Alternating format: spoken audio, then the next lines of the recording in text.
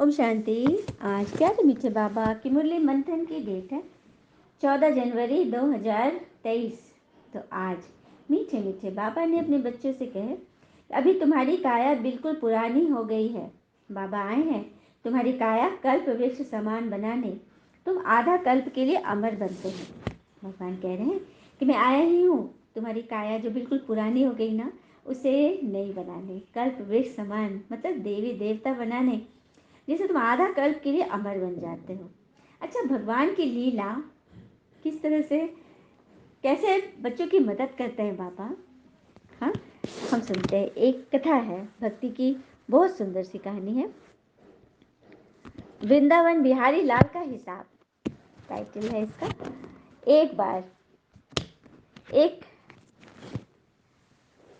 एक व्यक्ति ट्रेन से आ रहा था। उसके साथ वाली सीट पर एक वृद्ध औरत बैठी थी और लगातार रो रही थी। उसके बार बार पूछने पर पूछी, मैया क्या हुआ? तो बड़ी मिनटों के बाद उस माई ने एक लिफाफा उनके हाथ में रख दिया। उसने लिफाफा खोल के देखा तो उसमें 4 पेड़े, 200 रुपये और इत्र से सनी एक कपड़े की कतरन थी। तो उसने मैया से पूछा, मैया ये क्या है? मैया बोली, मैं वृंदावन बिहारी जी के मंदिर गई थी। मैंने मंदिर की गुल्लक में 200 रुपये डाले और दर्शन के लिए आगे बिहारी जी के पास चली गई।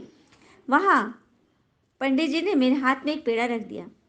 मैंने पंडित जी से कहा, मुझे 2 पेड़े दे दो, पर गोस्वामी जी ने मना कर दिया। पंडित जी ने तो मैंने गुस्से में कहा कि मैंने 200 रुपये भी दान पेटी में डाले हैं, तो मुझे प्रसाद में 1 पेड़े क्यों मिले?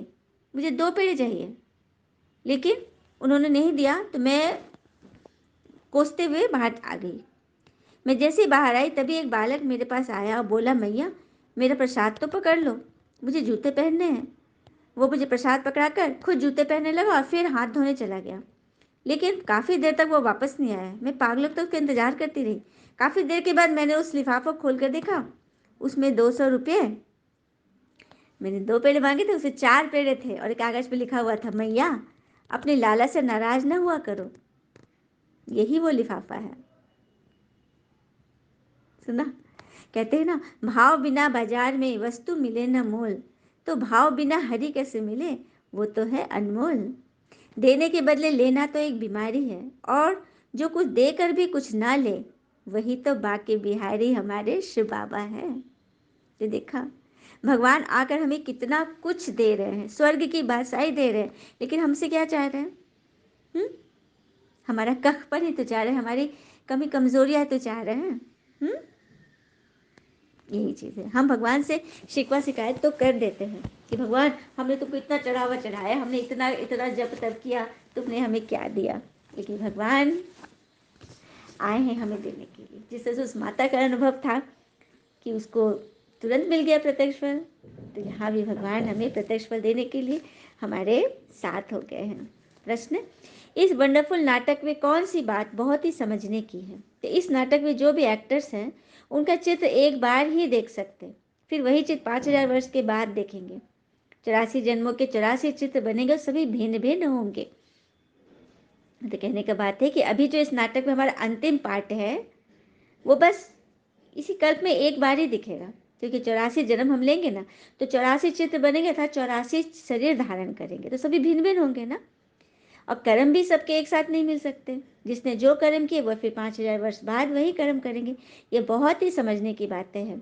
तुम बच्चों की बुद्धि का ताला अभी खुला है, तुम यह राज सबको समझा सकते हो। बाबा कह रहे कि यह बात सिर्फ तुम बच्चे जानते हो। गीत है, भोलेनाथ से निराला कोई और नहीं। ओम शांति। भोलेनाथ सदैव शिव बाबा को कहा जाता है, शंकर जी को नहीं कहा जाता। वह तो विनाश करते हैं और शिव बाबा स्थापना करते हैं।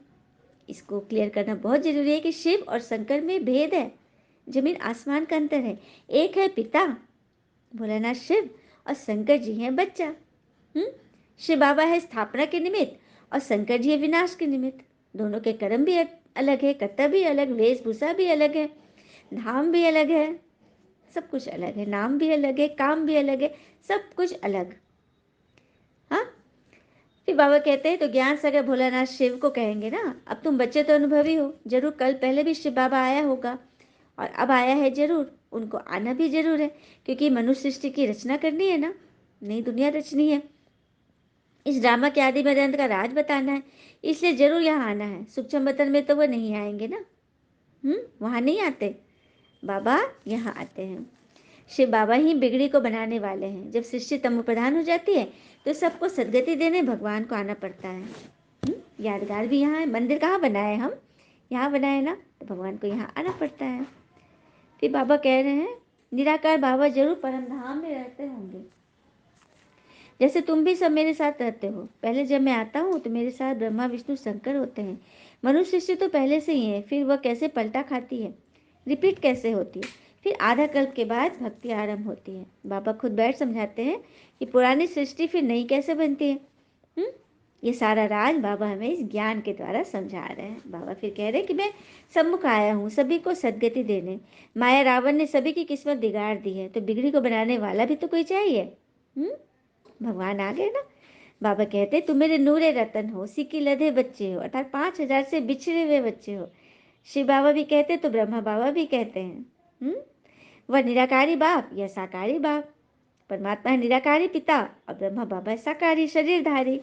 इसलिए बाबा कह रहे हैं ना कि मैं आकर स्वस्थापन करता हूँ, तो राजाई तो जरूर चाहिए ना, इसीलिए राजयोग सिखलाता हूँ। पीछे तो तुमको राजाई मिल जाएगी, वहाँ कोई ज्ञान की दरकार नहीं है। ज्ञान की दरकार बस इस संगम पर है।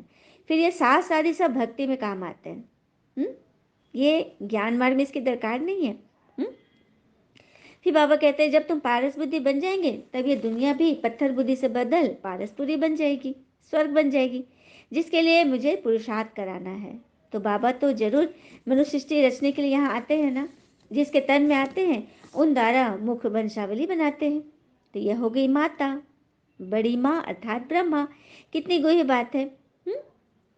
फिर बाबा कहते हैं तुम सिद्ध करके बताते हो, यह माता पिता ब्रह्मा सरस्वती दोनों कल्प वृक्ष के नीचे बैठे हैं। ब्रह्मा हो गए लेखराज दादा, संस्था के फाउंडर, और सरस्वती हो गई मम्मा, उनकी सबसे नंबर 1 शिष्या। तो ये दोनों कल्प वृक्ष के नीचे बैठे हैं, राजयोग सीख रहे हैं, तो जरूर उन्हों का गुरु चाहिए ना। हाँ, ब्रह्मा सरस्वती और बच्चे सभी को राजऋषि कहते हैं। ब्रह्मा सरस्वती और बच्चे सभी को राजऋषि कहते हैं। ये सभी राजऋषि हैं, अंदर से राजा और ऊपर से ऋषि। हाँ, कोई मोह नहीं, कोई आसक्ति नहीं किसी चीज के लिए, और राजाई के लिए योग लगाते हैं। बाबा आकर राजयोग और ज्ञान सिखलाते हैं जो और कोई नहीं सिखला सके। राजयोग, मन पर राज करना, सिवाय भगवान के कौन सिखा सकते हैं। बाबा कह रहे फिर यह पाठशाला है, यहाँ एम ऑब्जेक्ट है। तुम जानते हो सत्युग में लक्ष्मी नारायण का राज्य था, फिर सिंगल ताज वालों का राज हुआ, और धर्म विधि को पाए, फिर राजाई आदि बढ़ाने के लिए युद्ध चाहिए। हाँ, युद्ध आदि होते हैं ना, लेकिन ये युद्ध कोई सुर असुर के युद्ध नहीं है। ये अपने भीतर, अपनी ही कमी कमजोरी से अपने भीतर ही धर्म और अधर्म की डिटेल कहानी है। फिर पापा कह रहे हैं अभी मैं तुम्हें गुह्य बातें सुनाता हूँ, सुनते सुनते सारे राज तुम समझ गए हो। मनुष्य भी कहते हैं आगे आपका ज्ञान और था, अब बहुत अच्छा है, अब समझ गए कैसे गृहस्थ व्यवहार में रह कमल फूल समान बनना है। यह सबका अंतिम जन्म है। मतलब धीरे धीरे ज्ञान समझते समझते बच्चे समझ गए, अब सब कुछ बहुत अच्छा लग रहा है। पहले लगता था ये कैसे होगा। फिर बाबा कहते यहाँ तो कोई पदमपति भी है तो भी दुखी है, मतलब कितने मिलियनर भी हो ना तो भी दुखी है। काया कल्प तरु तो होती नहीं, तुम्हारी काया कल्प तरु हो जाती है, मतलब काया पलट हो जाती है, कल्प हो जाती है। तुम 21 जन्म मरते नहीं हो। अमर लोग, स्वर्ग को कहते हैं ना अमर लोग, वहां मृत्यु का नाम नहीं। यहाँ शरीर भल छूटेगा, लेकिन पूरी अवस्था लेने के बाद, पूरा 150 वर्ष जीने के बाद ही शरीर छूटेगा।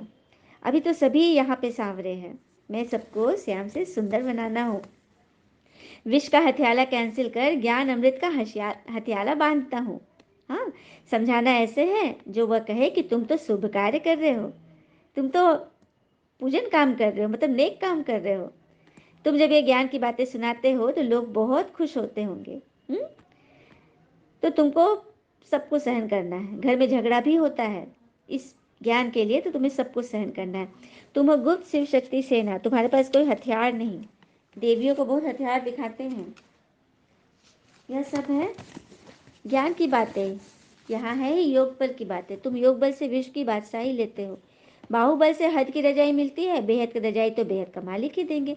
लड़ाई की कोई बात नहीं है। बाबा कहते मैं कैसे लड़ाऊंगा, मैं तो लड़ाई झगड़ा मिटाने के लिए आया हूँ। फिर इनका नाम निशान भी नहीं रहता।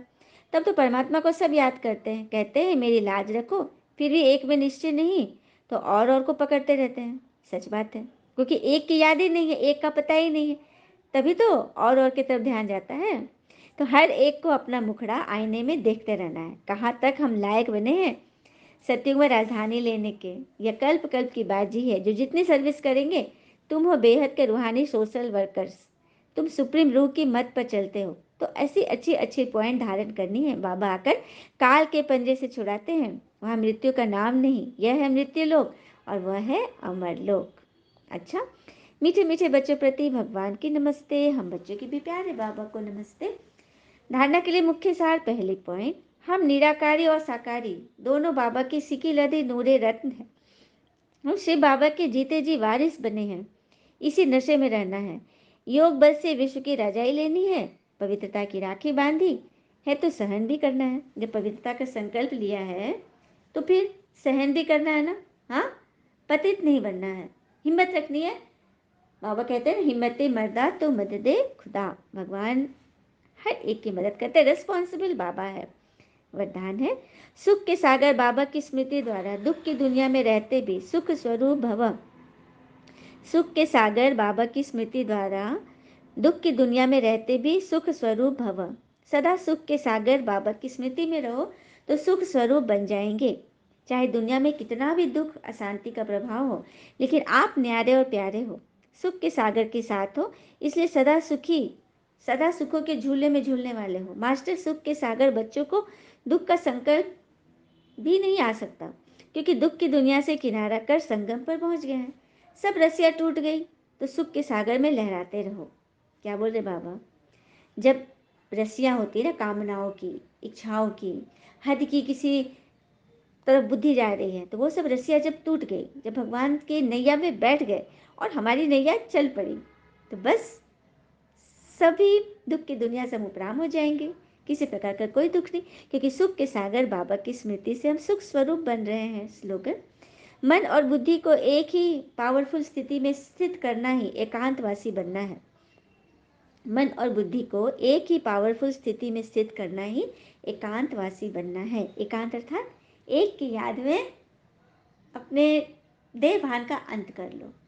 10 लोगों के बीच में भी हम एकांत में रह सकते हैं, नहीं तो अकेले में भी हम एकांत में नहीं रहते। मायावश कुछ न कुछ सोचते रहेंगे, मुझते रहेंगे, है ना, फंसते रहेंगे। अच्छा, ओम शांति। शुक्र मीठे बाबा, वो बाबा के प्यारे बाबा के प्यारे प्यारे बच्चे।